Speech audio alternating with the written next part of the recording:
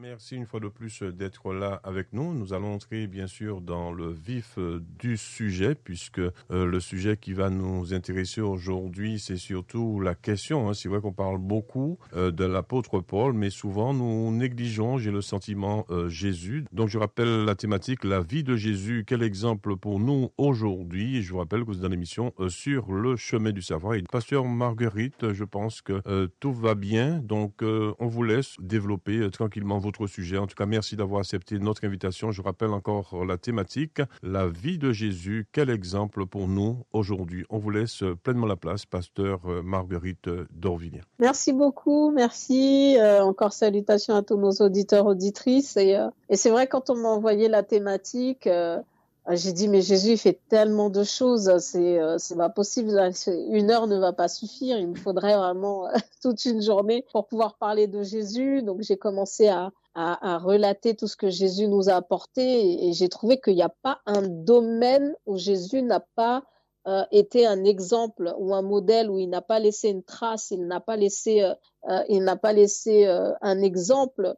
Jésus n'est pas possible, aussi bien sous la soumission qu'il avait à Dieu, sur la foi qu'il avait, sur les diverses dons qu'il avait, parce qu'à des moments on disait, mais est-ce qu'il est prophète, est-ce qu'il est le Messie? On savait pas trop qui il était, c'était un homme mystérieux. Et je me suis dit, bon, je vais pas développer sa relation avec les femmes. Tout le monde peut-être va s'y attendre. Comme je suis une femme, on va se dire, bon, elle va nous développer la relation que Jésus avait avec les femmes. Donc, j'ai commencé à mettre ça en prière et à voir toutes les différentes possibilités de ce que je pouvais parler de Jésus. Toutes les inspirations qu'il m'a données, c'était sa relation avec les femmes. J'ai dit, Seigneur, c'est pas possible. Je peux pas toujours être ancrée dans un sujet. Ils vont se dire, bon, comme c'est une femme, on va parler de la femme, mais il m'a permis de voir certains aspects auxquels on faisait peut-être pas forcément attention. Et bon, le Seigneur m'a envoyé sur sa relation qu'il avait avec les femmes, mais surtout, Jésus avait une relation saine avec les femmes. Ça, c'est vraiment le mot qui m'a mis à cœur, une relation saine.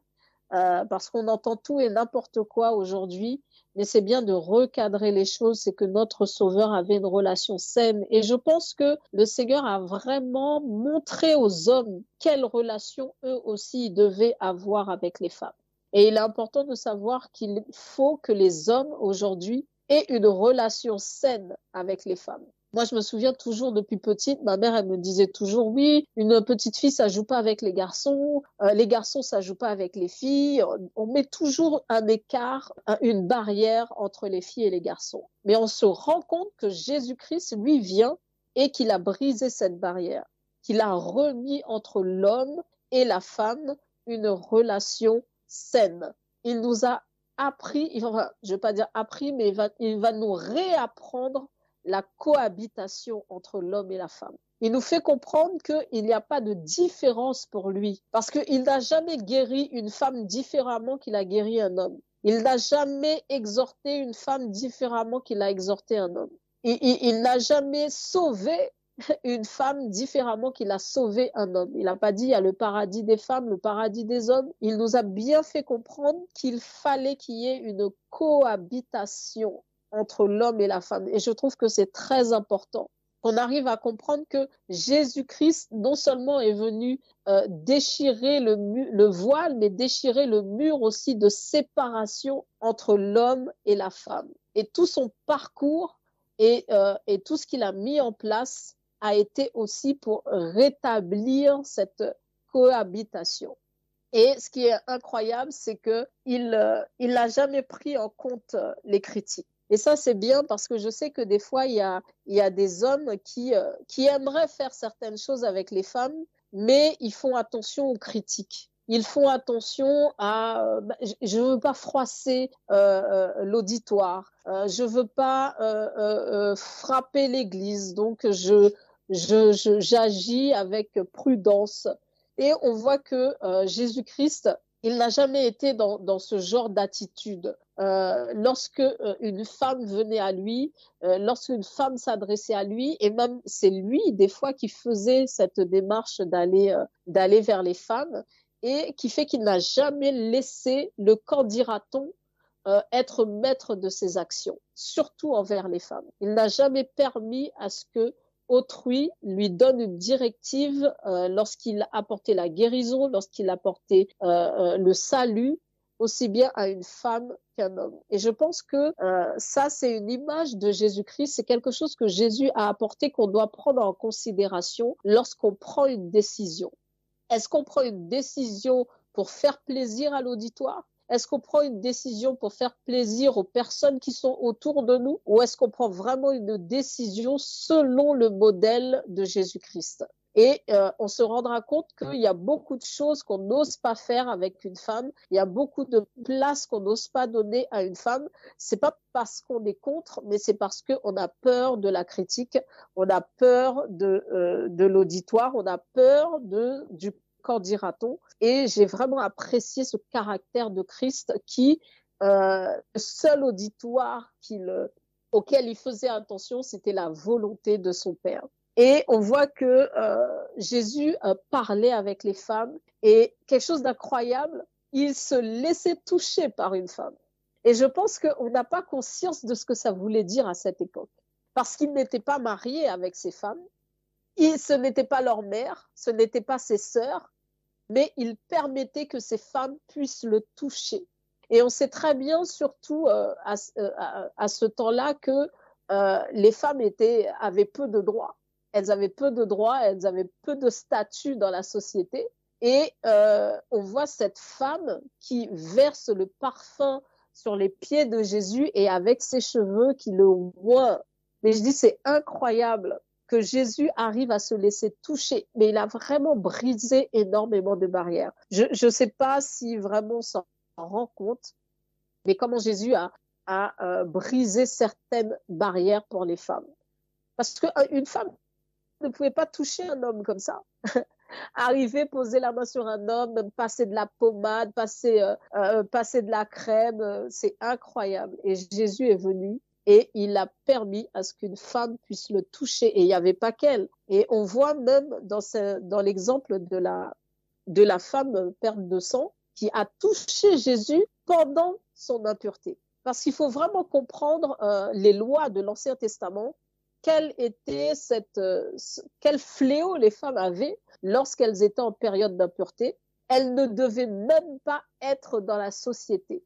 Elles devaient être exclues tout le temps de leur impureté et elles ne devaient pas être dans la société. Ce qui fait que même là, le Seigneur nous fait savoir que même dans notre intimité la plus profonde, il est là. Même dans qui veut dire, c'est pas que quand on est en bonne santé que le Seigneur est là. Mais même dans notre intimité, parce que le temps d'impureté d'une femme, c'est son intimité la plus secrète. Et ben il te dit, là, même là, il est là. Même là, il peut agir. Ce qui veut dire qu'il a bien démontré qu'il n'y a pas une phase dans la vie d'une femme où il n'est pas là. Il n'y a pas une étape dans la vie d'une femme où il n'est pas là. Parce qu'on voit qu'aujourd'hui, ça reste encore un sujet réservé aux femmes. Là, il y a 2 hommes sur le plateau, j'en parle ouvertement, mais ça reste encore un sujet qui est réservé aux femmes, dont on ne parle pas.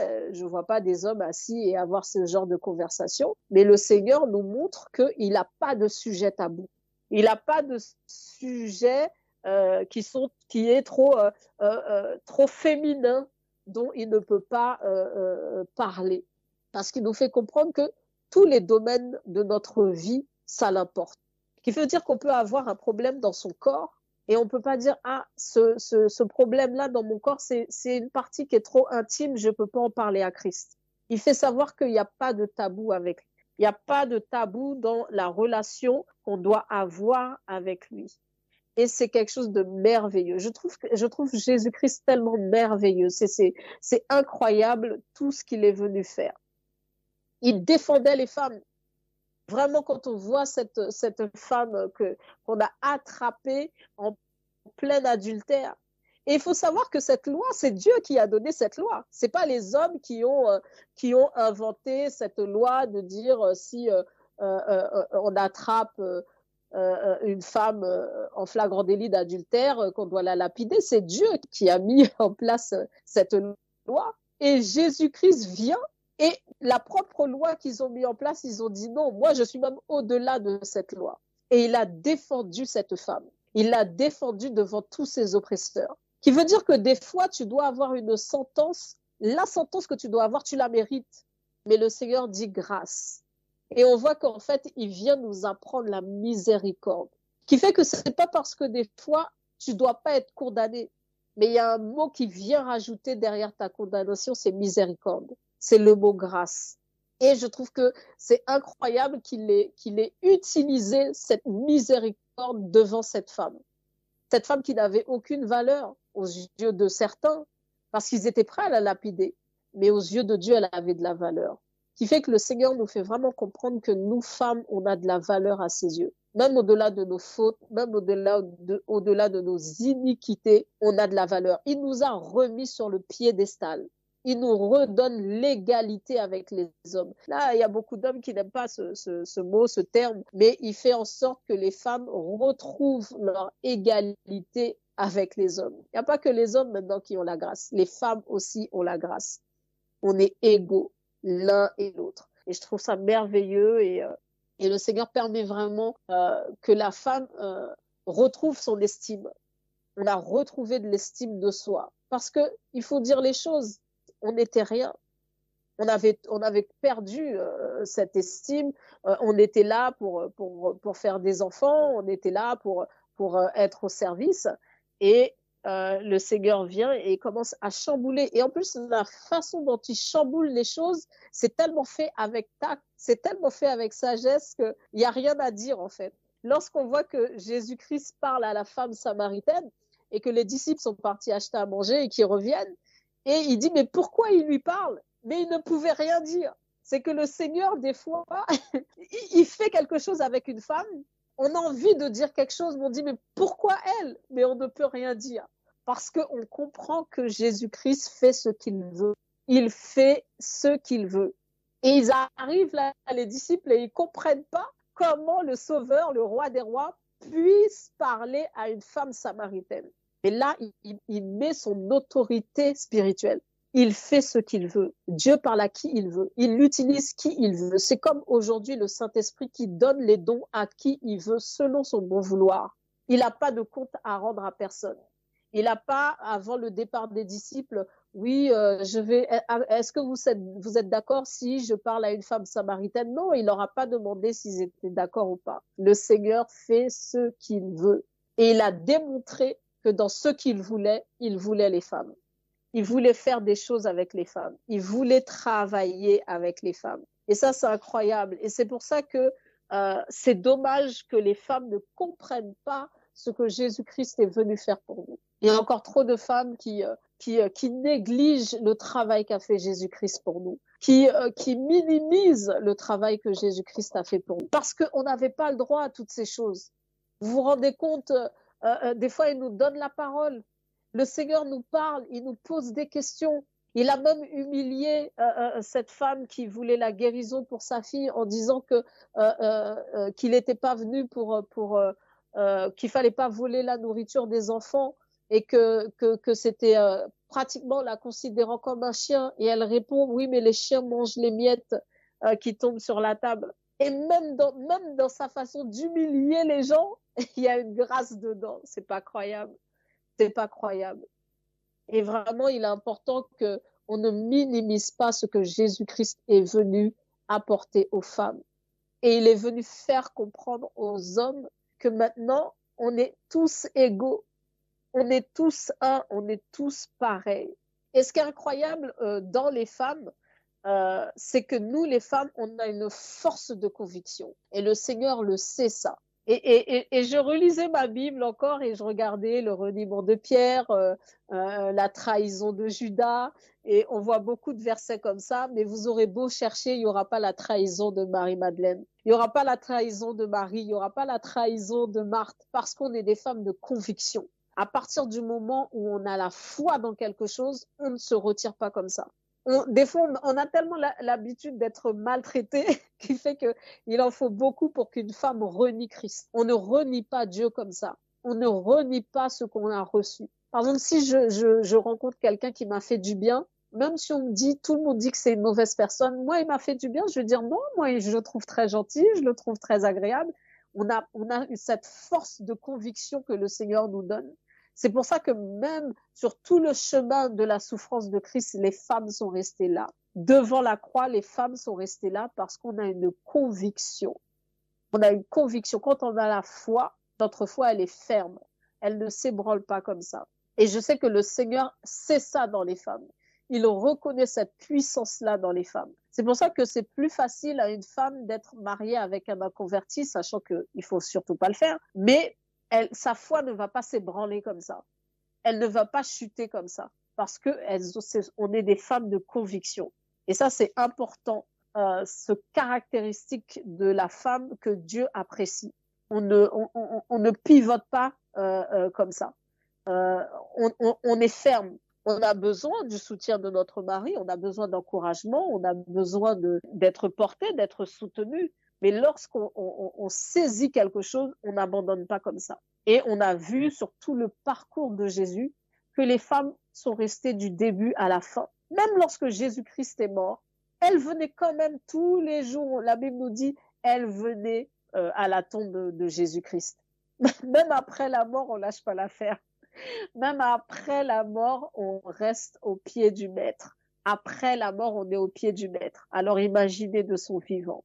Et ça, c'est quelque chose d'incroyable. Cette relation entre Dieu et la femme, entre Jésus et la femme. Et j'avais écouté un très, très beau message une fois il y avait, je sais même plus, c'était...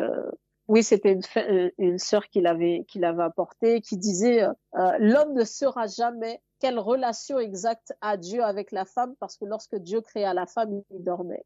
Pendant que l'homme dormait, qu'est-ce qui s'est passé entre Dieu et la femme? Qu'est-ce que Dieu a dit à la femme? Quel a été cet instant, peut-être aussi court soit-il, où Dieu a créé cette femme? Est-ce que Dieu lui a pas dit quelque chose? Parce qu'on voit que lorsque Dieu finit de créer l'homme, il donne des instructions à l'homme. Mais est-ce que quand il a fini de créer la femme, il lui a pas dit quelque chose? Ça, c'est des spéculations. Hein. On n'a pas de. Mais est-ce qu'il n'y a pas eu un échange entre Dieu et la femme pendant que l'homme dormait? Et je pense que jusqu'à aujourd'hui, il y a des échanges entre Dieu et la femme pendant que des fois nos maris dorment. Parce qu'il y a des fois, des femmes se réveillent en pleine nuit pour intercéder, pour prier pour leur famille. Et est-ce qu'il se passe pas quelque chose? On voit que même aujourd'hui, lorsqu'on dit réunion de prière, 80% des personnes qui sont là, c'est la femme. Donc, est-ce que encore dans la prière aujourd'hui, le Seigneur ne dit pas certaines choses aux femmes qui restent un mystère pour l'homme? Et jusqu'à maintenant, on sait que les femmes restent un mystère pour l'homme.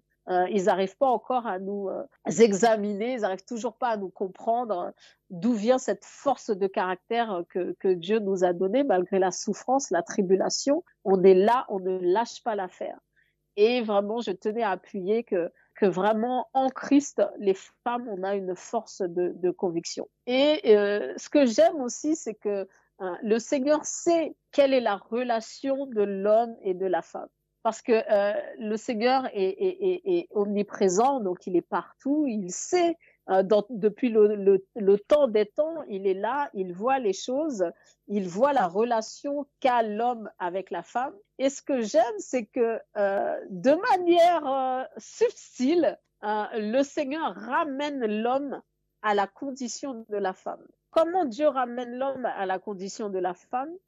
Il dit à l'homme, tu es l'épouse de Christ. Il n'y a pas d'époux de Christ. Aussi bien les hommes que les femmes, nous sommes l'épouse de Christ. Ce qui fait qu'à un moment donné quand même, l'homme doit se mettre dans la condition de la femme pour pouvoir être une bonne épouse de Christ. Parce qu'il a très bien vu notre parcours depuis des années. Maintenant, Dieu nous oblige, hommes et femmes, à se mettre dans la condition d'une femme pour être l'épouse de Christ, pour comprendre la soumission, pour comprendre le respect qu'on doit à Christ, hein, pour qu'on comprenne la préparation qu'on doit avoir. Parce que quand il y a un mariage, on voit la préparation de l'homme et de la femme, c'est pas pareil. L'homme va mettre son costume, il a été chez le coiffeur soit le matin, la veille, en 30 minutes c'était réglé. Mais la femme, des fois, elle se coiffe pendant 1 heure et demie, pendant 2 heures. Il y a des robes, je peux vous assurer que quand on fait le lacet dans le dos, ça prend du temps. C'est pas la chemise qu'on boutonne, le pantalon et la veste, qui fait que le Seigneur oblige l'homme de manière inconsciente, peut-être. Bon, comme aujourd'hui j'en ai parlé, peut-être ça va faire réfléchir certains, mais de manière inconsciente à avoir cette attitude d'épouse, parce que tu n'es pas un époux. Tu es l'épouse de Christ, certains pourraient.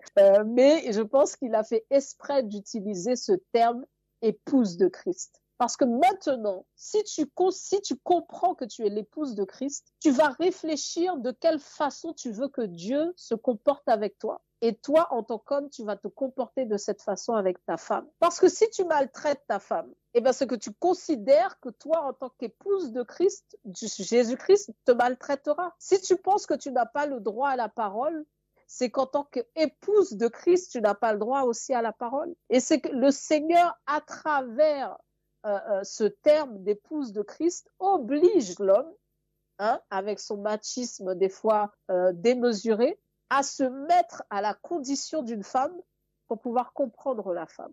Parce que pendant longtemps, c'est l'homme qui est dans tout...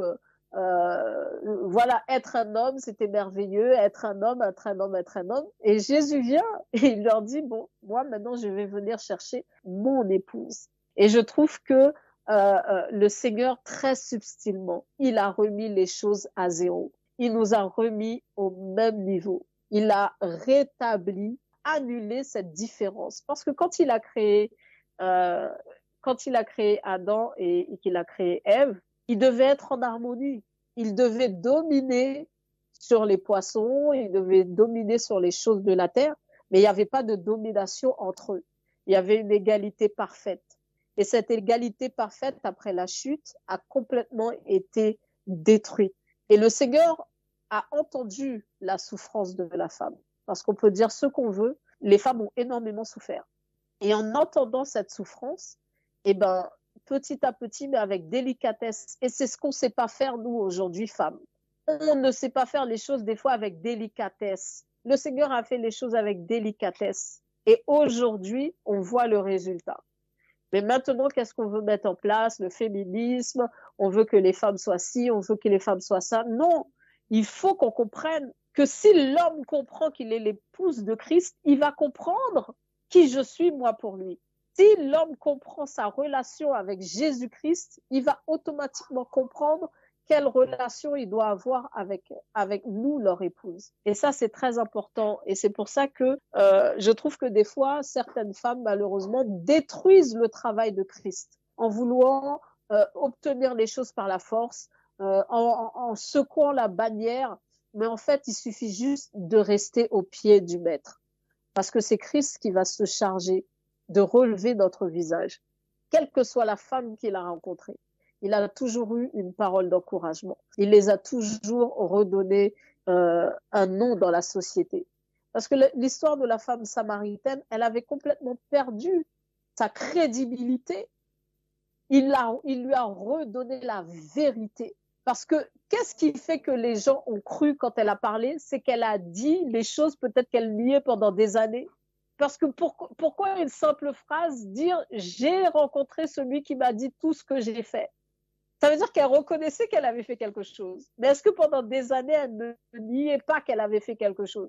Et Jésus-Christ, à travers une conversation, il a rétabli la vérité dans sa vie. Et le Seigneur rétablit la vérité. Il a rétabli la vérité dans le mariage. Quand on demande, est-il possible qu'un homme puisse répudier sa femme? Il dit, mais au commencement, il n'en était pas ainsi. Il dit, c'est à cause de la dureté de votre cœur que Moïse a permis cela. Même dans le mariage, alors que Jésus-Christ n'était pas marié, il ne s'est jamais marié, mais il a même rétabli la place de la femme dans le mariage. Ce qui fait qu'on ne se débarrasse pas d'une femme comme on change une serpillière, comme on change une assiette. Non, il fait comprendre que épouser une femme, se marier avec une femme, c'est un engagement. Et quand on prend la mesure de qui est Christ, c'est merveilleux, surtout pour nous les femmes. Moi, ça me touche et ça me parle particulièrement parce que je suis une femme, mais c'est quand je regarde le cheminement que Dieu a fait avec la femme.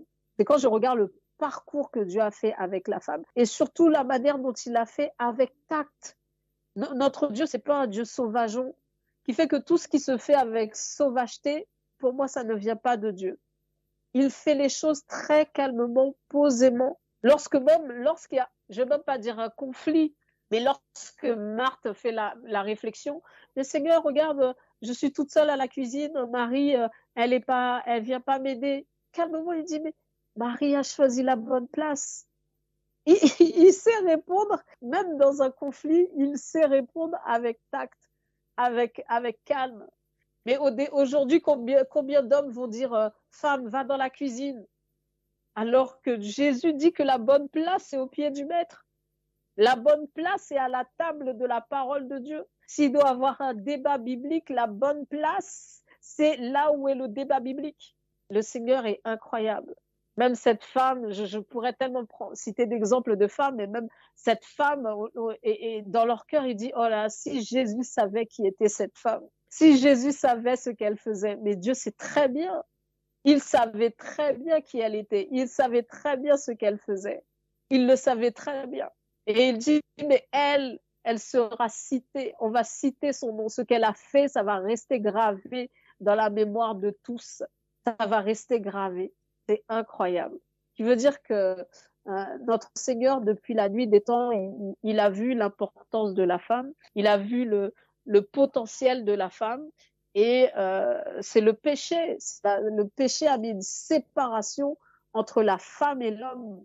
Parce qu'on est fait pour vivre en harmonie, on est fait pour vivre en adéquation, et on nous a refusé cette relation avec les hommes pendant des années, même nos parents l'ont fait. Moi, j'ai vraiment ce souvenir, tout le temps, dès que je joue avec un petit garçon, tu dois pas jouer avec un petit garçon, t'es une petite fille, et les filles jouent pas avec les garçons, et toujours, et dès petits, on nous sépare des hommes, on nous sépare des garçons. Il y a même des églises encore, les filles sont à droite, les garçons sont à gauche, c'est tout est séparé. Mais quand on comprend ce qu'a fait Jésus-Christ, on devrait plus être là-dedans. Il est venu nous redonner une relation saine. Je peux être une fille et avoir une amitié avec un homme et que ça soit sain.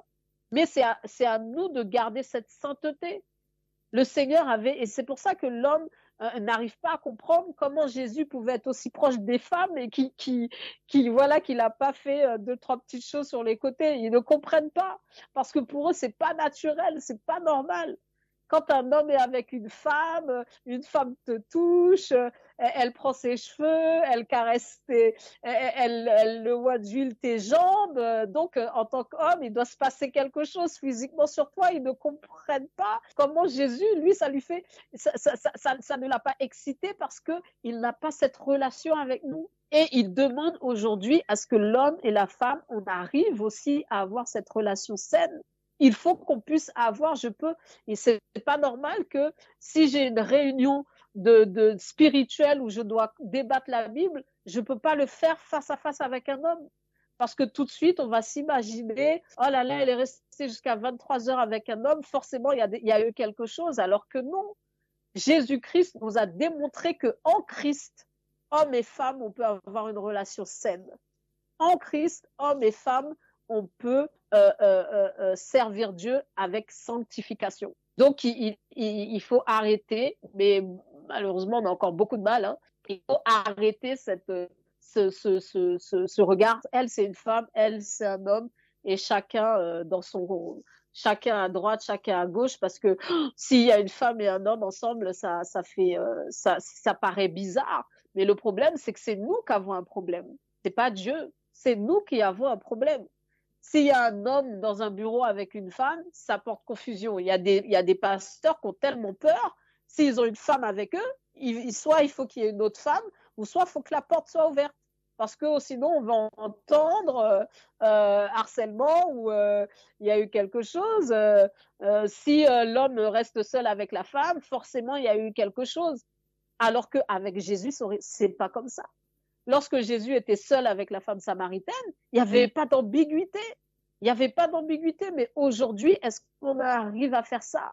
Jésus-Christ est notre modèle. Voilà ce qu'il nous a apporté. Une relation saine entre hommes et femmes. Pourquoi aujourd'hui, ça ne marche pas comme ça? Il y a des pays, Je sais qu'en Angleterre, un homme ne peut pas prier pour une femme. Une femme ne peut pas prier pour un homme parce que ça finit en queue de poisson. Mais comment peut-on être à l'image de Christ? Comment peut-on être des imitateurs de Christ? Et si on se retrouve en compagnie d'une femme, ça finit par l'adultère. Il y a un gros problème, il faut qu'on se remette en question. Si je suis mariée, il ne devrait avoir aucune ambiguïté entre ma relation et les sœurs de l'Église. Et le problème, c'est qu'on n'a pas su prendre ce modèle de Christ, on n'a pas su garder ce que le Seigneur nous a montré. Si l'apôtre Paul dit qu'il était célibataire du commencement à la fin, mais il parlait avec les femmes, il discutait avec les femmes, il priait avec les femmes. Et à aucun moment je lis que peut-être que l'apôtre Paul n'a pas été si pur que ça, parce qu'il avait compris la sainteté, il avait des relations saines avec les femmes. Et aujourd'hui, bon, c'est très remis en doute, hein. C'est très remis en doute parce que moi, je passerais 2 heures dans un bureau fermé avec un homme. Je sais pas comment réagirait mon mari, mais à la fin de la rencontre, il va me dire qu'est-ce qui s'était passé, pourquoi c'était aussi long. Mais c'est ça, c'est qu'on a perdu cette sainteté, cette saine relation que le Seigneur est venu rétablir. Donc vraiment, nous femmes, soyons dans la joie parce que le Seigneur nous a rétablis dans la société. Il nous a rétablis au pied du Maître. Il nous a rétablis dans les choses importantes. Il nous a redonné vie. Il nous a redonné la vie et vraiment, c'est pour ça que j'aime mon Seigneur et je vous assure, hein, je voulais vraiment pas ce sujet. Hein, j'ai vraiment dit je vais éviter au maximum, mais Dieu a insisté, donc que sa volonté soit faite.